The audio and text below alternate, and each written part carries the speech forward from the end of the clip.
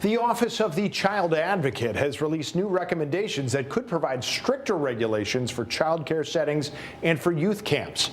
Right now, many of these places are not required to run background checks on employees, nor are they required to report misconduct and abuse. Fox 61's Jamel Johnson shares what suggestions have been made and how it would change environments for child care.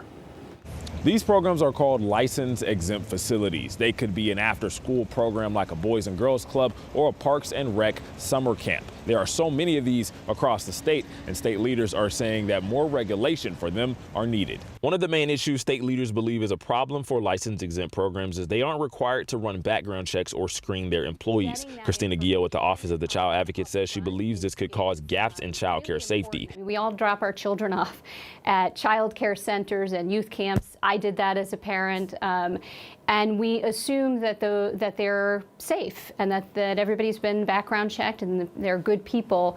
And unfortunately, not every setting is licensed and is required to conduct those background checks. It's a topic that's been brought up in the legislative session for years, but passing a law that drastically changes how the system works has never seen the light of day. The reason licensure hasn't happened in large part is because it would increase the cost for those providers to provide the care and potentially then impact costs for families. That's why the Office of the Child Advocate isn't pushing for a licensure law yet, instead a basic foundation for safe child environments. It's making sure that folks who work in license-exempt child care settings are mandated reporters. Currently, they're not. And what we're recommending is that in the license-exempt entities, with very few exceptions, that they be required to conduct the background checks. And then the third piece is with regard to information sharing. Something Guillo and her team have noticed is that many parents don't know what a license exempt program means. We spoke to an anonymous mom who says she had no idea. That's crazy. They should be background checked.